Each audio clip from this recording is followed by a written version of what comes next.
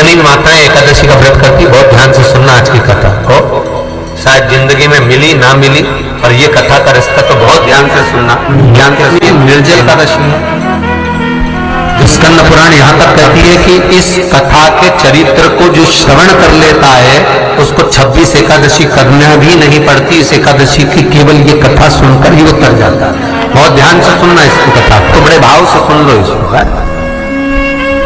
बड़े प्रेम से।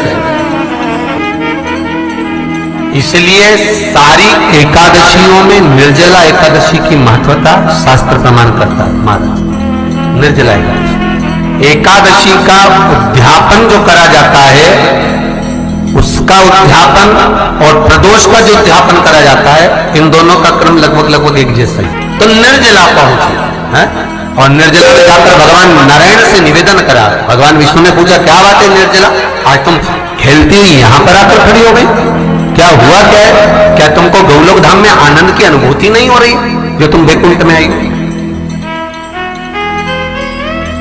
निर्जला घूमती घूमती भगवान के सम्मुख में पहुंच गई। भगवान ने पूछ रहे, बार बार पूछा, निर्जला हुआ क्या तुमको?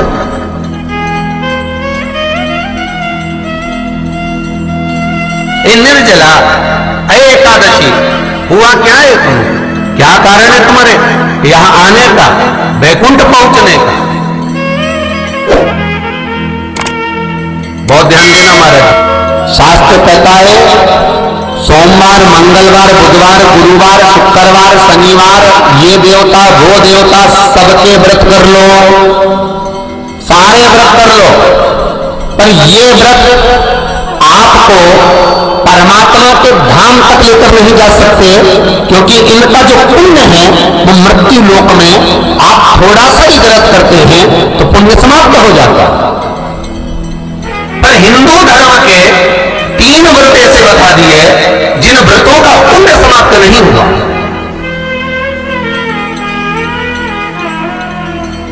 हिंदू धर्म के 3 व्रत ऐसे हो गए जिनका पुण्य समाप्त नहीं हुआ महाराज, जिनका पुण्य प्रबलता में बढ़ता गया। पहले नंबर पर एकादशी,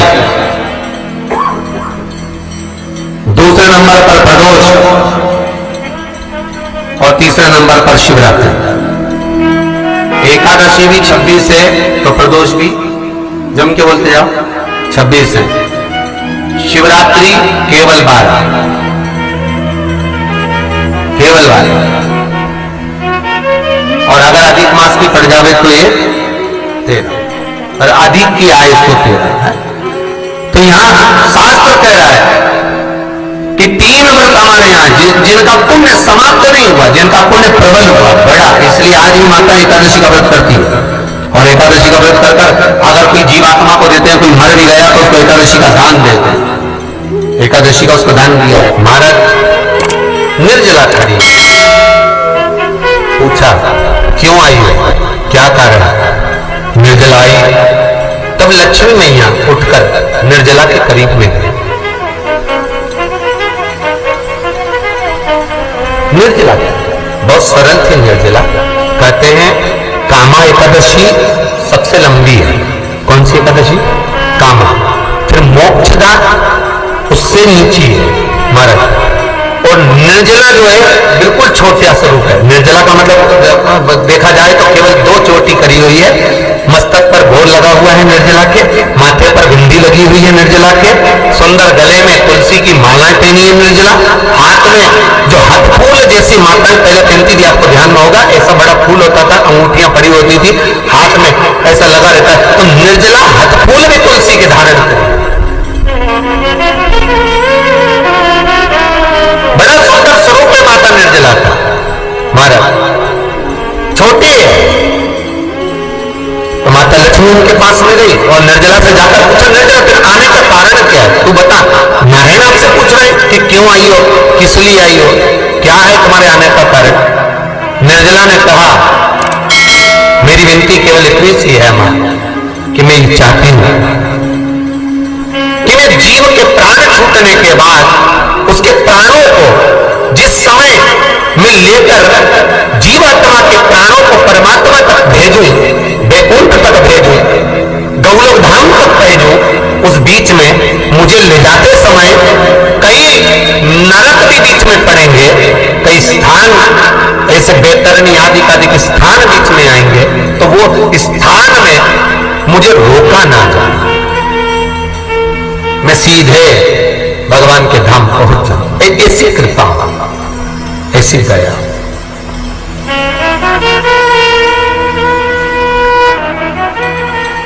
स्कंद पुराण यहां तक कहती है कि इस कथा के चरित्र को जो श्रवण कर लेता है उसको 26 एकादशी करना भी नहीं पड़ती। इस एकादशी की केवल ये कथा सुनकर ही वो तर जाता है। बहुत ध्यान से सुनना इसको कथा को। सबसे पहला नियम एकादशी व्रत का, सबसे पहला नियम है कि आप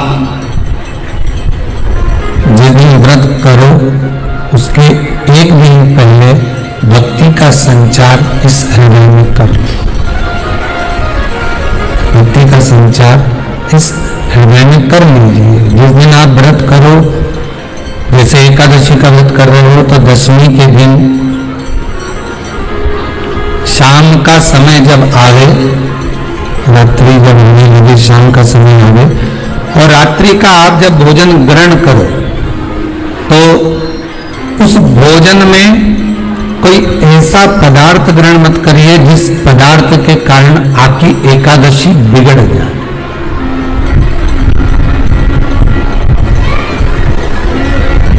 कोई बेकार भोजन में ग्रहण नहीं करना,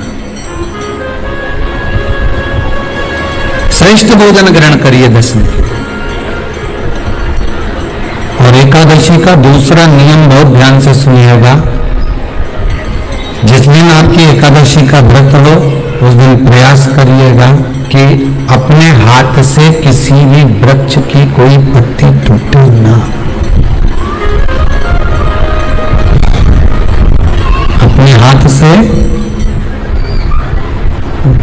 किसी भी वृक्ष की, पौधे की, किसी भी वृक्ष की पत्ती अपने हाथ से ना टूटे। बहुत ध्यान दीजिएगा महाराज। एकादशी का ये दूसरा नियम है कि अपने हाथ से किसी पौधे की, किसी वृक्ष की, किसी डाली की कोई पत्ती टूटे ना, कोई पत्ती ना टूटे, इसका प्रयास करिए।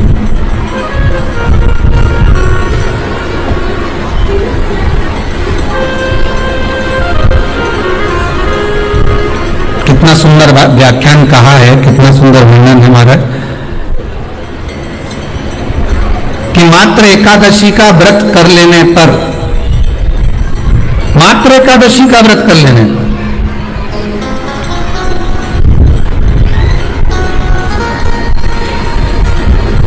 जो पूर्व में किया गया हमारा पाप कर्म है, हमने किसी जीव की हत्या करी है, हमने किसी को कष्ट प्रदान करा है, हमने किसी को अपशब्द कहा है, हमने किसी को ताने दिए, हमने किसी को आड़ा टेढ़ा कहा है, हमने किसी को गालियां दे दी है, मात्र एकादशी का व्रत ही कर लेने पर ये सारे जो दोष हैं वो समाप्त हो जाते हैं।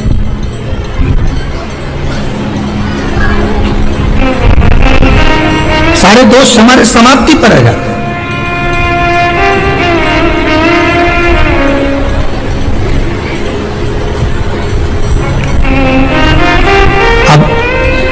विचार करिएगा थोड़ा सा अपने मन में कि चित्त में, प्रवृत्ति में एक बात उतारिएगा, एक अपने मन में एक बात को उतार कर रखिएगा कि आप अपने पाप को, अपने पाप कर्म को जिस दिन क्षीण करने वाले हो, समाप्त करने वाले हो, अपने पाप को आप जिस दिन समाप्ति पर लेकर जा रहे हो तो उसके एक दिन पहले आपको प्रसन्नता होना चाहिए कि नहीं होना चाहिए कि कल मेरा पाप कटने वाला है, कल मेरा पाप समाप्त होने वाला है। जो मैंने पाप कर्म करा है वो समाप्त होगा, जो मैंने पाप कर्म करा है वो कल समाप्त हो जाएगा। तो एक दिन पहले आपके चेहरे पर प्रसन्नता होगी ना हो?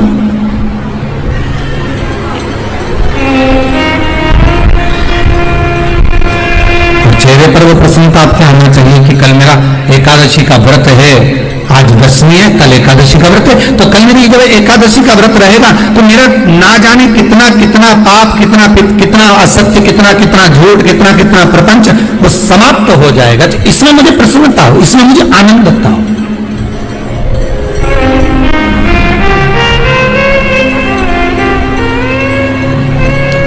कहा गया कि प्रयास करिएगा कि एकादशी के दिन कोई वृक्ष की, कोई डाली की, कोई कोपल की कोई पत्ती ना तोड़ी जाए। क्यों? तो कहा अगर उस पत्ती को हम तोड़ देते हैं, वृक्ष की पत्ती को या क्यारे में लगी हुई कोई डाली की पत्ती को हम तोड़ देते हैं, तो एकादशी का पुण्य फल प्राप्त नहीं होता। एकादशी का कोई फल हमारे खाते में नहीं जाता, पुण्य फल प्राप्त। अब फिर भले चाहे तुमने मोरबन खाया हो, चाहे तुमने फिर चिप्स खाई हो, चाहे तुमने फिर व्रत का कितना ही सामान खा गए और तुमने सोचा कि यार मेरी एकादशी है, तो फिर उसका कोई फल प्राप्त नहीं है, उसका कोई सुख प्राप्त नहीं है आपको, फिर उसका कोई आनंद प्राप्त नहीं है आपको, तो उसमें कोई आनंद की अनुभूति आपको नहीं मिल रही है। को याद रखिए, गौदान और एकादशी, श्रीमद वल्लभाचार्य जी ने मायावत का खंडन करा था जगन्नाथपुरी में, और श्रीमद वल्लभाचार्य जी ने कहा था एकादशी मरने के बाद मत दो, एकादशी जीते जी दो। कहा था कि नहीं कहा था? जीते जी दान करिए। इसलिए जगदीश में, जगन्नाथपुरी में एकादशी उल्टी लटकी हुई है। करें अपने दर्शन, जगदीश में एकादशी को उल्टा लटकाया। क्यों? क्योंकि वल्लभ ने कहा कि एकादशी जीते जी दो। कई पंडितों कहते हैं तुम्हारे दादाजी मर गए, जब 12वें का दिन होता है ना तो पंडित जी संकल्प छुड़ाते हैं, देव एकादशी। बड़े बेटे ने 5 दे दी, छोटी बहू ने 3 दे दी, उसने 2 दे दी, उसने 2 दे दी, तो क्या तुम्हारे दादाजी भिखारी थे जो तुम्हारी एकादशी लेकर जाएंगे? और तुम कौन होते हो दादाजी को एकादशी देने वाले? तुमने कौन सा इतना पुण्य कर लिया जो तुमने एकादशी दे दी? एकादशी के दान की महत्वता श्रीमद वल्लभाचार्य जी ने कहा कि कोई व्यक्ति अगर खटिया पर सड़ रहा है, पलंग पर तड़प रहा है, हॉस्पिटल में पड़ा हुआ है, तो निवेदन है कि उसको देखने जाओ तो अपनी करी हुई एकादशी में से 2 एकादशी का दान उसको तुरंत दे दो। क्यों? तो जिससे उसको मोक्ष मिल जाए, मरने के बाद नहीं। क्योंकि मरने के बाद तो वो 10वें के दिन, गरुड़ पुराण में लिखा 10 दिन तक जीवात्मा घर की अटारी पर रहती है। कितने दिन? 10 दिन। 10 दिन के बाद जीवात्मा चली जाती है। कहां जाती है? उसको जहां जाना है। 3 दिन में उसको भोग भोगना पड़ता है जीवात्मा को। 3 दिन नरक का भोग भोगती है, उसके बाद स्वर्ग का भोग भोगती है। 18 दिन में ये प्रोसेस पूरी हो जाती है। कितने दिन? 18 दिन। 18 दिन के बाद में उस जीवात्मा को धान के खेत में पटका जाता है। किसके खेत में? धान के, चावल के खेत में। इसलिए कहते हैं एकादशी के दिन चावल मत खाओ। कहते कि नहीं कहते? और क्या कहते हैं? द्वादशी के दिन चावल खाना जरूरी है। एकादशी का पालना करना है तो द्वादशी को चावल का 1 गिलास खाओ, तब द्वादशी को चावल खाओगे तो एकादशी लगेगी। चावल नहीं खाओगे तो एकादशी नहीं लगेगी। द्वादशी को चावल खाना जरूरी है। क्यों कहते हैं? क्योंकि धान के खेत में जीव को छोड़ा जाता है, उस धान के खेत में, चावल के खेत में जीवात्मा रहती है। उसको चिड़िया खाती है तो चिड़िया के रूप में जन्म लेता है, मनुष्य खाता है तो मनुष्य के रूप में जन्म लेता है। इसलिए एकादशी के दिन चावल नहीं खाया जाता, क्योंकि एकादशी के दिन हम चावल खाएंगे तो जीव हत्या का दोष लग जाएगा। फिर कब खाना है? द्वादशी के दिन। द्वादशी के दिन क्यों खाया जाता है? क्योंकि हम एकादशी के व्रत करे रहते हैं, और पहला घासा जब चावल का खाते हैं तो अपनी करी हुई एकादशी का पुण्य, जितने जीव हमारे मुंह में जाते हैं उनको उसका पुण्य मिल जाता है, और उनका फिर जन्म नहीं होता, वो तर जाते हैं, उनको एकादशी का भाग मिल जाता है। इसलिए कहते हैं एकादशी को चावल मत खाओ, पर द्वादशी को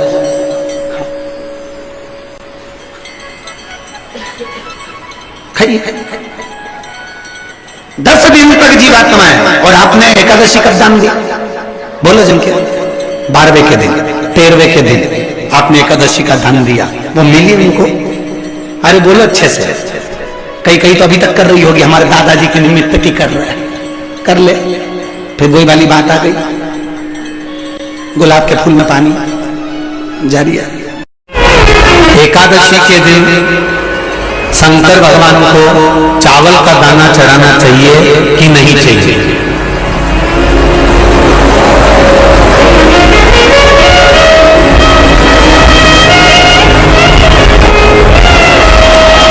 बीमार व्यक्ति से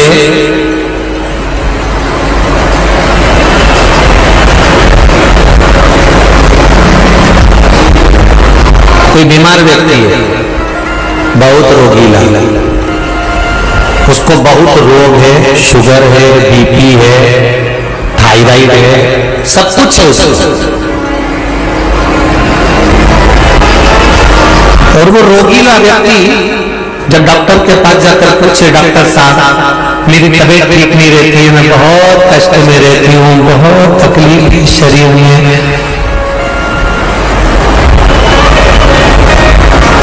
और अभी सावन का महीने का व्रत आ रहा है डॉक्टर साहब, 1 महीना में व्रत करती थी पहले, करूं कि नहीं करूं? तो डॉक्टर साहब क्या बोलेंगे? बोलते जाओ जरा जमते। डॉक्टर बोलेगा कि अब व्रत मत करो। डॉक्टर एक बात कहेंगे, शरीर स्वस्थ रखना है, व्रत बाद में हो जाएगा, अगले वर्ष कर लेना, पर अभी शरीर को सही रखने के लिए दोनों समय अच्छे पेट भरकर सात्विक भोजन करो और अपने शरीर को ठीक करो। सात्विक भोजन अपने शरीर को, व्रत बाद में भी हो जाए, अगले वर्ष हो जाए।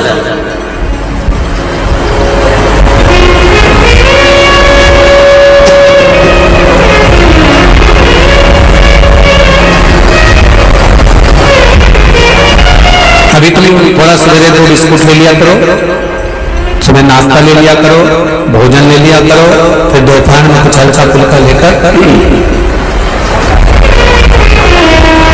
थोड़ी थोड़ी देर में खाते रहना चाहिए। हो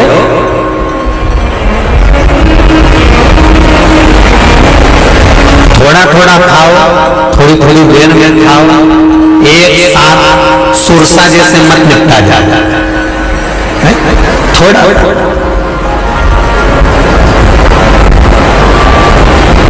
ज्यादा खाओगे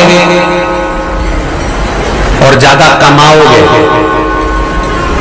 तो दूसरों को कष्ट नहीं होगा, कष्ट खुद को होगा। ज्यादा खाओगे अपाच्य हो जाएगा, रात की नींद उड़ जाएगी, शरीर में अच्छा नहीं लगेगा। ज्यादा कमाओगे, रात की नींद उड़ जाएगी, दुनिया की दृष्टि तुम पर पड़ जाएगी और तुम्हारी रातों के नीचे कमाओगे उतना जितना खर्च कर सको।